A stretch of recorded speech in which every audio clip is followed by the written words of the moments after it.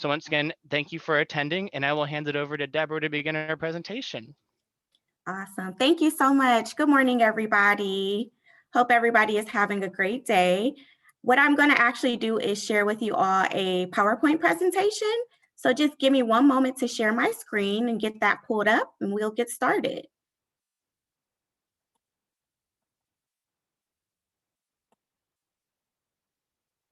Okay.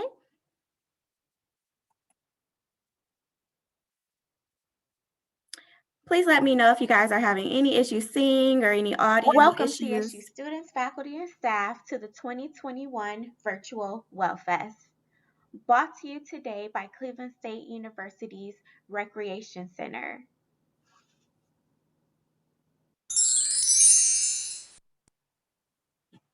It is my pleasure to bring to you today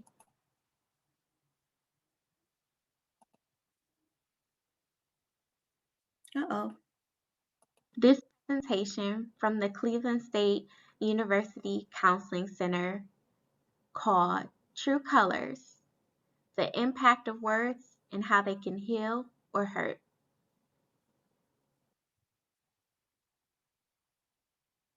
Before we begin today's presentation, I wanted to take a moment to talk a little more about the Cleveland State Counseling Center and the services we provide in the event anyone watching isn't already familiar with us or who may need a refresher about what we do. CSU's Counseling Center is committed to empowering and supporting our diverse student community through mental health services. To support students' overall mental and emotional well-being, our services are free, confidential, and include online group, individual and couples therapy, case management, and psychiatry. Our normal business hours are Mondays through Fridays from 9 a.m. to 5 p.m. with evening and Saturday sessions available by appointment. Crisis call-in hours are available Monday through Fridays from 1 p.m. to 3 p.m. and crisis counseling is available by phone 24/7. You can utilize our services and reach us by calling 216-687-2277. We encourage you to please keep our information handy in the event yourself may need anything in the future, or you know of any fellow students who may need our support as well. You can take a picture of this flyer. You can put us in as a contact in your phone. You can also jot our phone number down, whichever is most easiest for you. I will leave this up just a few more moments to allow anybody who's interested to take the information down before moving forward.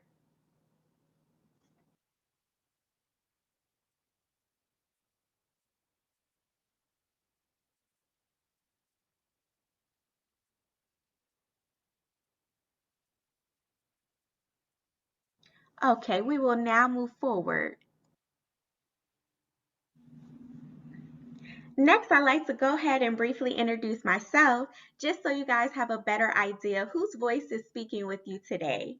My name is Deborah Fitzpatrick, a clinical case manager in the Cleveland State University Counseling Center.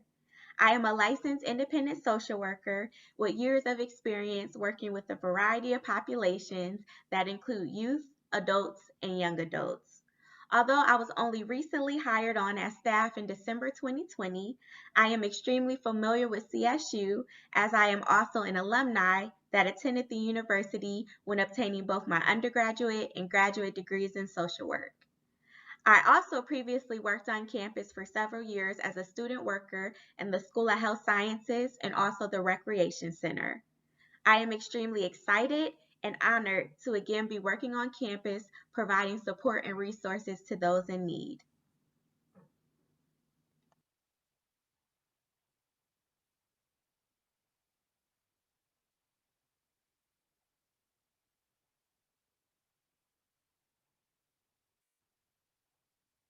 And just as a little quick and fun icebreaker, I included a couple fun facts about myself. For starters, I love Batman. That's my favorite superhero ever. I enjoy watching documentaries. I love learning new information. And I love 90s music. And when I'm not working at Cleveland State, I enjoy spending time with some of my celebrity friends like Michelle and Barack Obama, Beyonce, and Alicia Keys.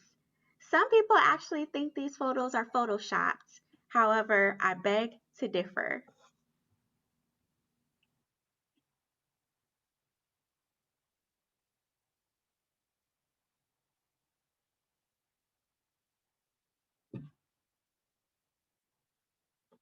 Thank you all for sitting through those introductions and allowing me the opportunity to be a little silly before we begin. The topics of race and racism could be very difficult for us to discuss. With that being said, I wanted to give a little bit of background about why Cleveland State University's Counseling Center wanted to include these topics in our presentation to you today at the WellFest. Cleveland State University is a college campus that consists of uniquely diverse student, faculty, and staff population. For over 50 years now, the university has been a huge part of the community and the lives of many who are both directly and indirectly affiliated with it. In hopes to continue to be a support system to the university, the Counseling Center is dedicated to promoting the mental and emotional health of those who are a part of it. The Racial Healing Initiative began with the belief that although our diversity should be celebrated, the ways in which these differences can impact us should be empathized as well. With the use of communication, empathy, and patience, we can continue to honor our diversity as well as the many layers that exist with it.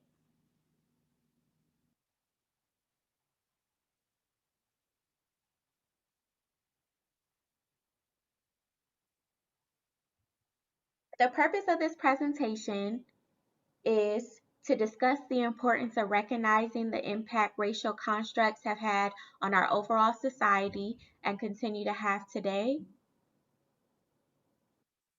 identify harmful ideas and language that can be often used when discussing race and racism, educate one another on ways to more effectively communicate about the topics of race and racism in order to promote a safer and healthier environment on campus, in our communities, and ultimately our world. In order to get beyond racism, one must first take race into account. There is no other way. That is a quote by Harry A. Blackman.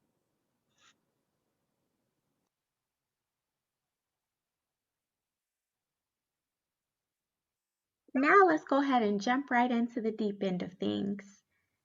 Color. What is it? The idea of color can be fairly complex. For many of us, when we discuss color, we are generally using it to describe or compare things such as the physical appearance of something, emotions, or moods. For example, we may describe an apple as being the color red. We may also use the color red to describe an emotion or mood such as anger or love. We may use the color blue to describe the sky.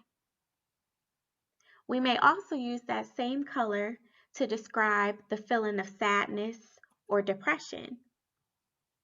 In terms of human beings, the concept of color has been used to reference the complexion of one's skin.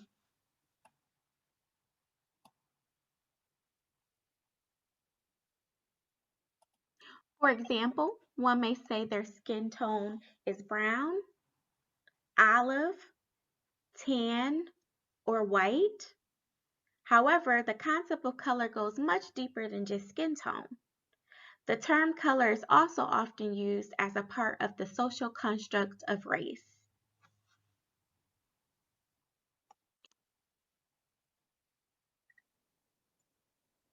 Now that we touched a little bit on color, let's take a step further and talk about race and racism.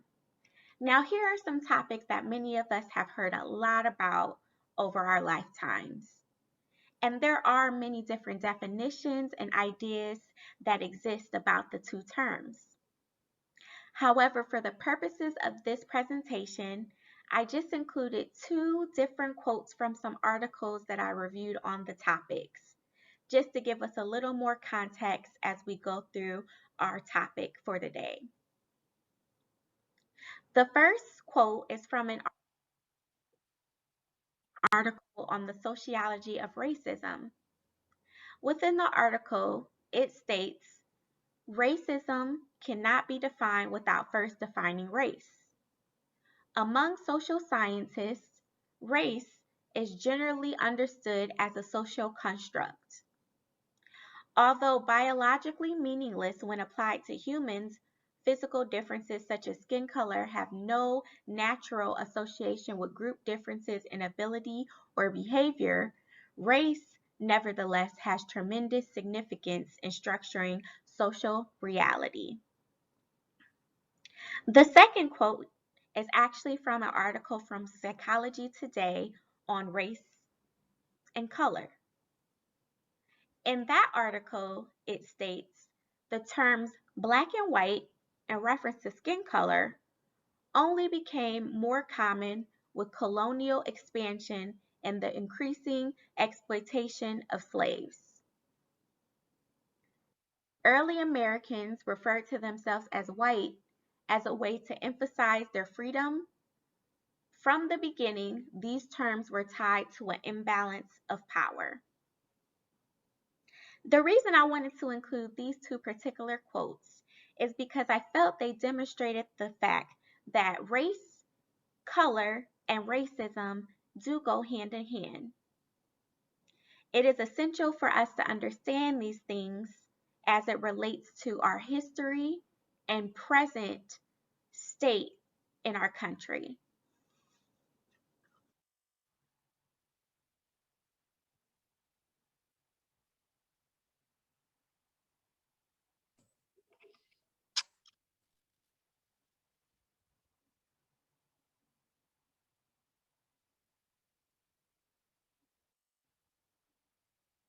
We cannot talk about race and racism without acknowledging its presence and the history of it here in this very country.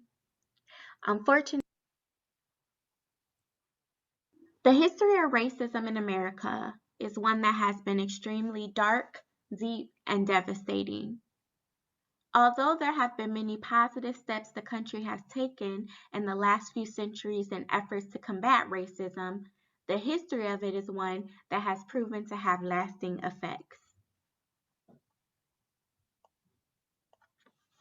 Here on this slide, I included just a couple examples of some historical events involving racism that occur in the United States.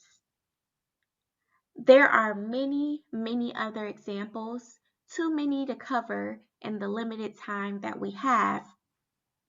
However, these are a few that many of us may be familiar with, and if we are not, ones that I wanted to share in the event individuals aren't as familiar. The transatlantic slave trade.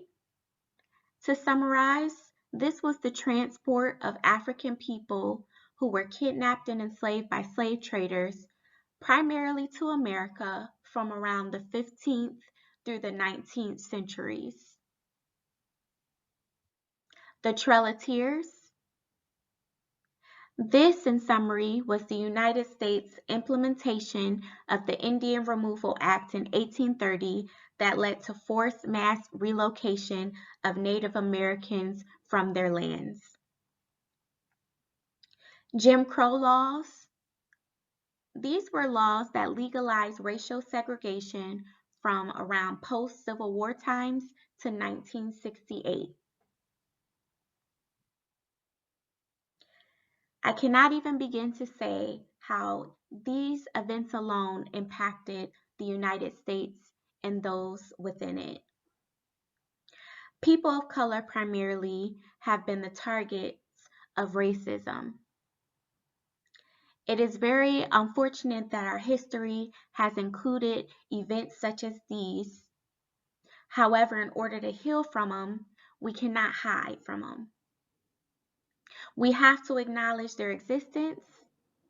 We have to talk about them, and we have to fight against them as best as possible.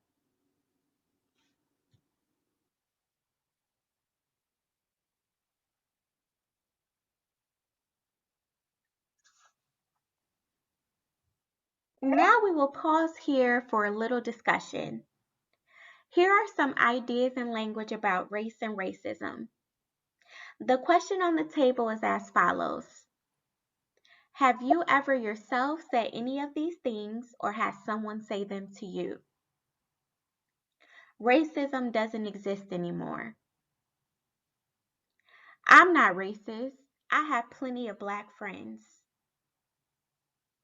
I don't see color. All lives matter. Slavery happened so long ago. Why are people still upset about it?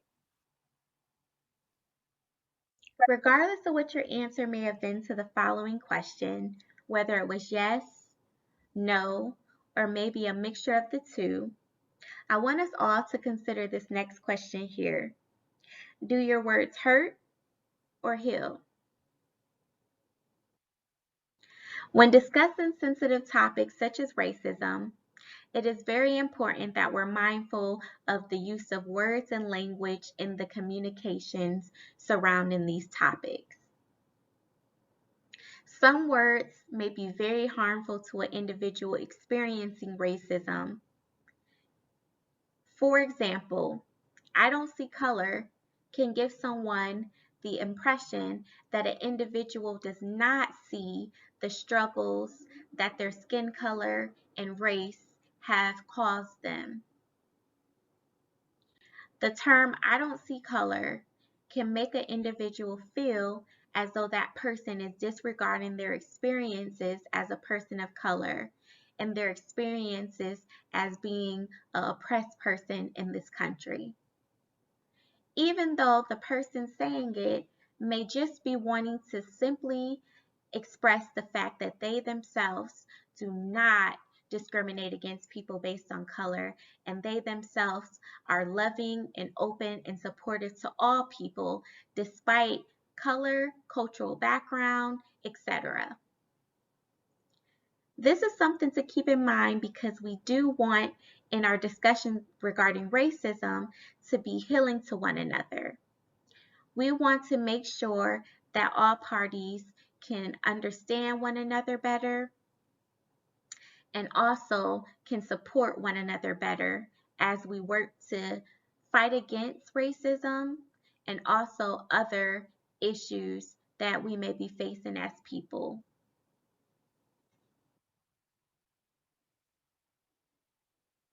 After talking about the power of words and how they can either be healing or harmful to others, I also wanted to quickly touch on ways in which we can communicate more effectively with one another. Here are just a couple examples of some things that we can utilize in order to attempt to communicate better with one another. Consider how your statement may make someone else feel. Be open to others' thoughts and opinions about your statement. Clarify the intentions behind your statement. Acknowledge the feelings of others, and be open to solutions. How you can use this information as a CSU student? Well, you can use this information to educate yourself and others, increase your knowledge about race and racism, promote cultural competence, and strengthen your communication skills.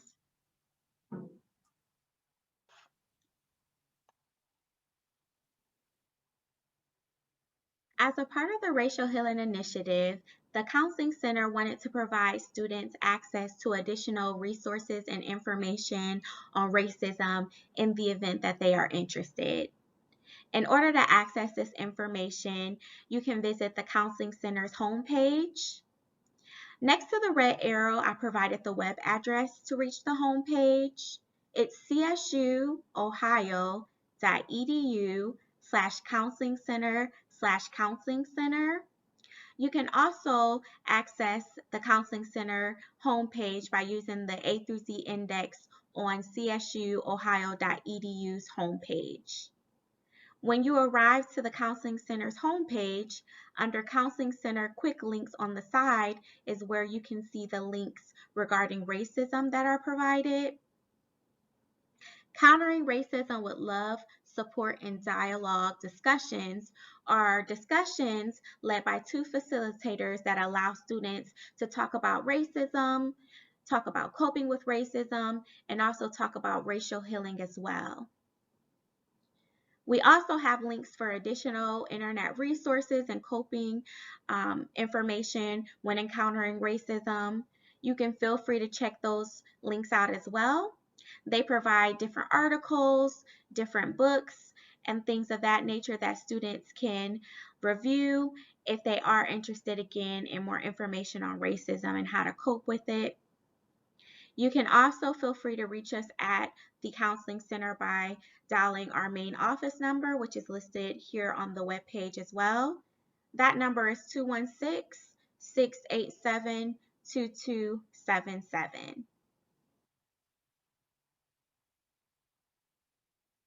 Before we move on to the conclusion of this presentation, I wanted to again provide this information on Cleveland State's Counseling Center for anyone who may have missed it during the beginning portion of the presentation. On this flyer, it has the contact number to reach the Counseling Center, as well as the hour of operations for some of our services as well. Please feel free to reach out to us in the event you need any services or support. Please also feel free to share this information with other students in the event they can use our services or support as well.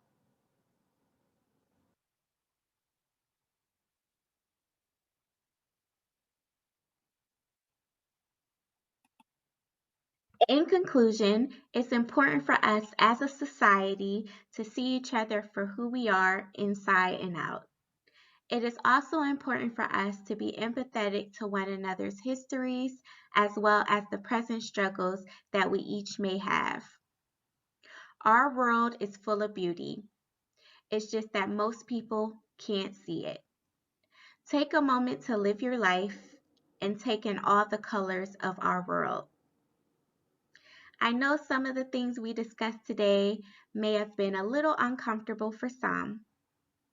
With that being said, I wanted to make sure to try to end us on a little lighter note by providing this little snippet from Disney's movie Trolls. Like the Trolls, I am hopeful that we continue to celebrate our true colors and continue to be as supportive, loving, respectful, and caring to each other as possible. Thank you so much for joining us today for this presentation.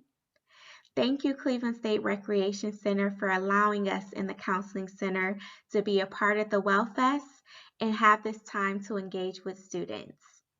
I hope you all have a great semester, and thank you again for your time. Take care. So I'm going to actually play the video for you guys, just a little bit of it.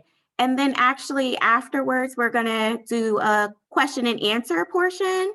So I'll actually still be on. So if you guys could just bear with us, I'm going to try to play this clip.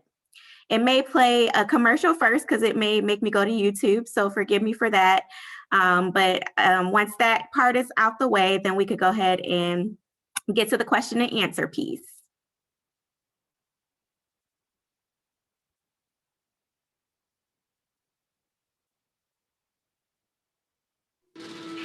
That face that is usually covered by her phone has finally made an appearance. That face wouldn't be doing that if you were. Deborah, could you reshare your screen? You'll have to share the new window. Gotcha. Okay, give me 1 second.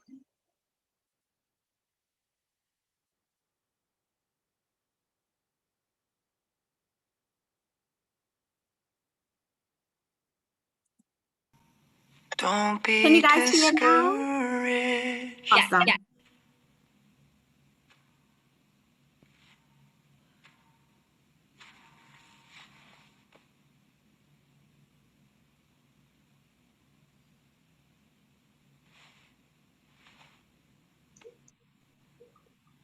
Oh, I realize it's hard to take courage in a world full of people. You can lose sight of it all. The darkness inside you can make you feel so small.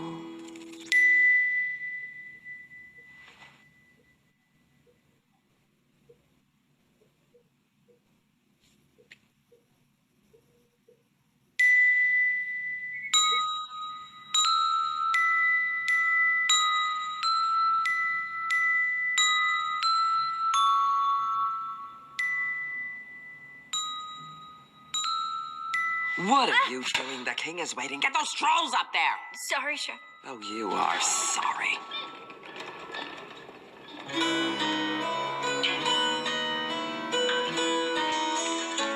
Show me a smile then.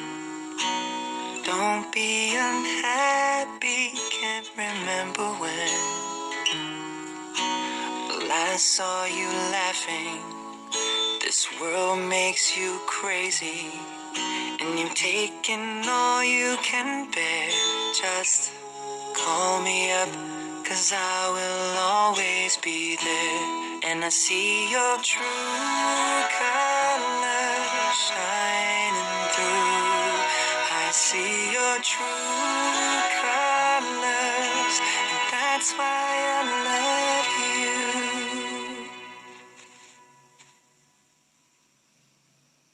So don't be afraid to let them show your true colors.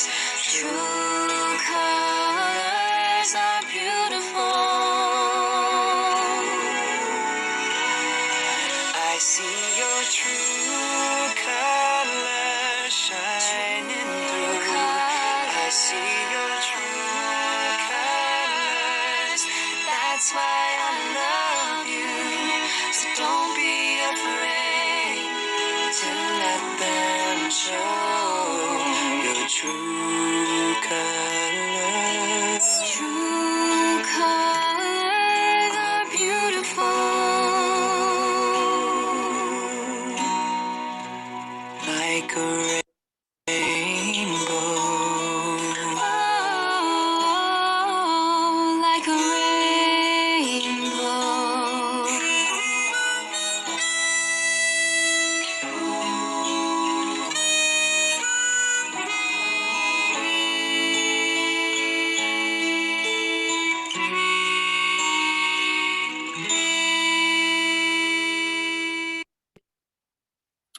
Thank you all so much. I'm going to go ahead and stop the share. And then myself and also my colleague Bruce, who's on the call, are open to any other questions you guys may have, or if you wanted to discuss anything, feel free to drop it in the chat.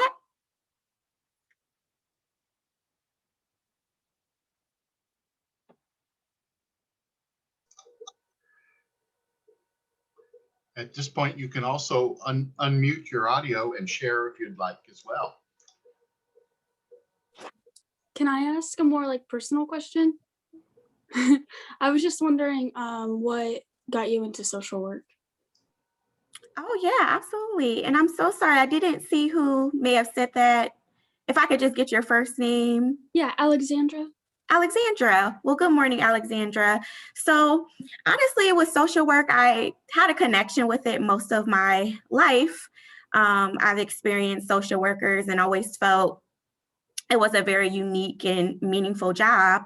So when I looked at Cleveland State's list of majors back in probably 2008-ish, I decided I wanted to do social work. It felt like it was a good fit for me. And I just, again, already had the connection, so it made sense. And from there's history. I got my undergraduate in it, and then I decided to go back and get my master's in it. So far, it's been very fulfilling. I definitely enjoy the work. So yeah, that was a great question. Yeah, it definitely seems like the people that are in it, it's kind of like their calling. almost. It's not like they just kind of are like, I think I'll do social work. It's like, this is really meaningful to me. Absolutely, absolutely. You definitely, like they say, have to have a heart for it because it can be difficult, like most fields, right? You know, you think of doctors or nurses or anybody who are dealing with very intense things. It can be difficult, but you know, if your heart is there connected with it, you know, it makes it way better. So, yeah. I had a general question about the counseling center. Yes. Mhm. I've never visited the counseling center, so I was wondering, what should you expect when you walk through the doors, or if you're doing a video conference? Mhm. So, unfortunately, right now, because of COVID, we are doing all virtual. Of course, hopefully that will change in the future. But to answer your question, what you would expect is really just a welcoming staff. Our goal is to be supportive to students. So from your first contact, we hope to give you that feeling that you'll be supported and heard for whatever reason you may be wanting to contact the counseling center. If you call specifically, just an example for maybe counseling services itself, you want to do some sort of counseling, whether it's virtual group counseling or individual counseling, the first piece will probably just be explaining to you the process. Usually there could be a couple steps to it. However, our goal is to get people connected right away. So we try to work with students to gauge what their availability will look like to get in to do a screening or to get into a first session with someone. We also have the walk-ins available, which are for more urgent situations, and they're daily from 1 to 3. So if someone was to call during those times, you can actually speak with someone. So they're walk-in, but now we're calling them call-in hours, of course, because you can't physically walk in. But it still gives you an opportunity to speak with a professional about whatever may be going on, if it's just stress or maybe you had a traumatic event that occurred. Is someone available that could chat with you, but also work with you again to get you connected to more longer type of supports with the actual counselor. Hopefully that was helpful. Was that Samina? Am I pronouncing it correctly? Yep. Hopefully that was helpful, Samina. And if you have other questions, you can always call and we can, you know, go from there and answer any specific questions you have. Thank you so much. Absolutely.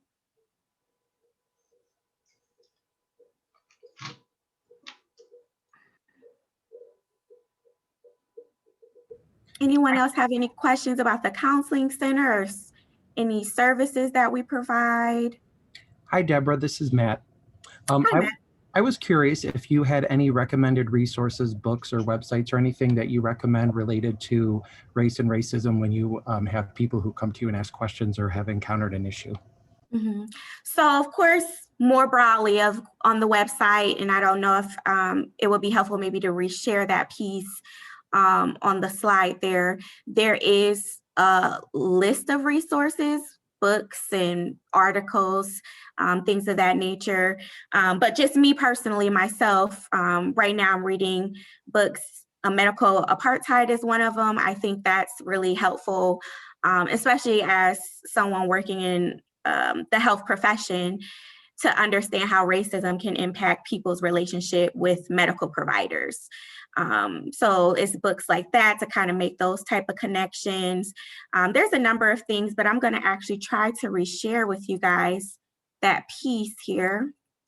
So that way you guys can find that. And it's on the Cleveland State's website.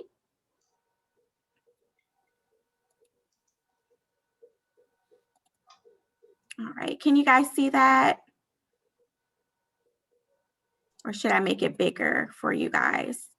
But on the, yeah, you can see it. Okay, so on the Cleveland State's homepage, right on the side under Counseling Center quick links are the internet resources for countering racism and coping with racism.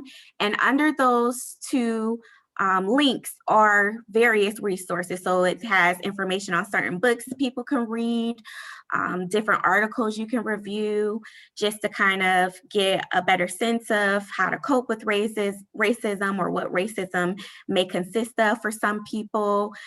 So we certainly wanted to try to keep that as up to date as possible. And I've, checked that out myself too. There's a number of really good resources, some that I've used myself, and some that I wasn't even familiar with. So it was really helpful.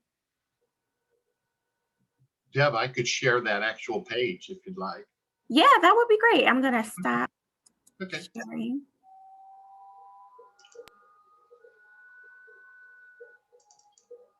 So here's the variety of resources that Deb was mentioning, and these are all on the internet. And so these are all active links that you can click on, and take a look at some of these in terms of things that are really helpful. The ones with asterisks next to them are actually resources from universities designed for university students. So there's a lot of good things that are out there, and a lot of good information that's available on the internet.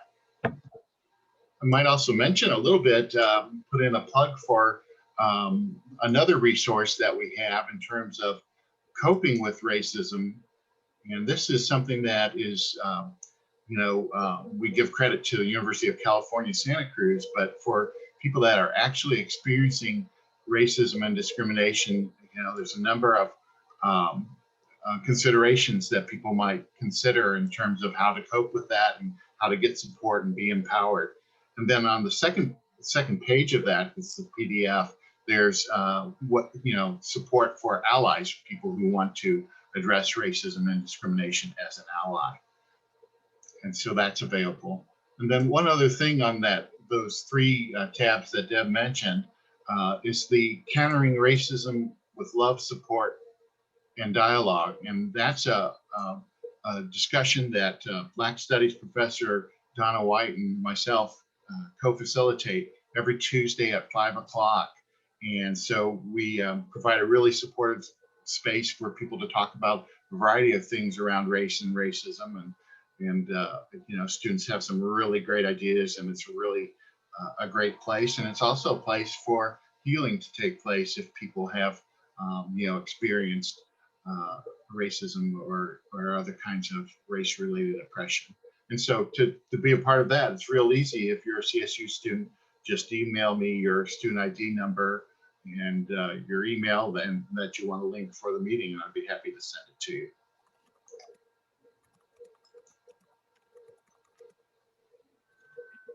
Thank you so much, Bruce. Thanks, Deb.